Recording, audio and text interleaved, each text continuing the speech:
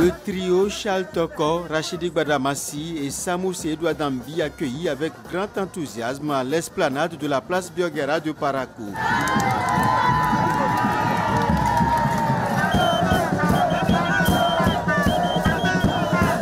C'est la première grande sortie des forces politiques de la mouvance présidentielle dans la dynamique de l'unité.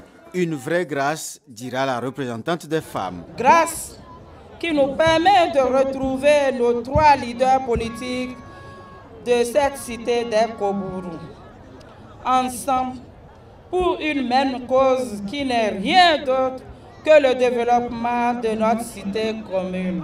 Pour elle, l'artisan de ce nouveau souffle de développement n'est rien d'autre que le président Patrice Talon, qu'elle, mais aussi jeunes, conducteurs de taxi-moto et autres intervenants remercieront tour à tour pour les actions et réformes entreprises pour un mieux-être des Béninois. Le renforcement du système d'adduction d'eau potable, le projet asphaltage, le projet de construction d'un marché moderne à Guéman, de construction de centres de loisirs et d'un stade moderne, autant d'actions ou de projets imminents suffisants pour différentes couches méritant bien leur soutien au PAG et leur engagement aux côtés du président Patrice Talon. Nous sommes la jeunesse consciente, ni du Nord, ni du Sud, mais du Bénin. Nous sommes prêts pour tous les combats que vous avez engagés pour le rayonnement de notre pays, malgré les difficultés apparentes qui sont inhérentes à toute réforme.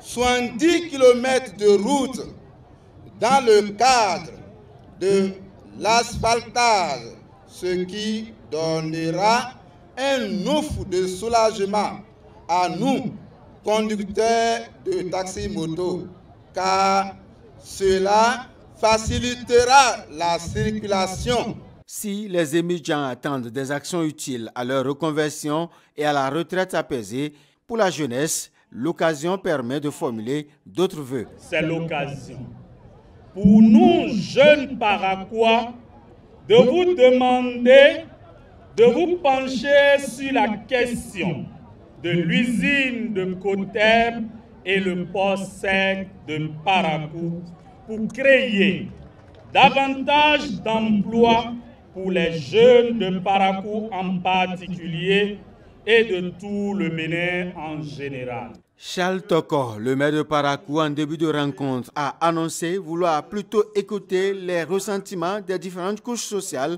afin que le président en soit informé en ce début de la deuxième moitié de son quinquennat, mais il a plu à ses alliés politiques d'adresser quelques mots à la population. Parakou n'a pas le temps de faire une opposition stérile, une opposition aveugle. Donc nous remercions les populations de Parakou qui sont sorties massivement.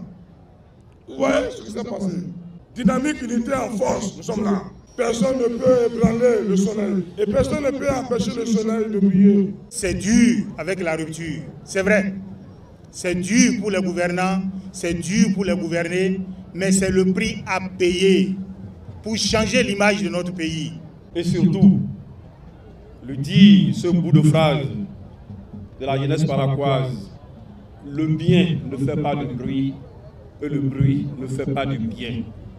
De continuer sur cette voie pour que notre pays puisse réellement rayonner en Afrique occidentale, en Afrique, dans l'Afrique tout entière et dans le monde, pour que nous soyons la Suisse de l'Afrique.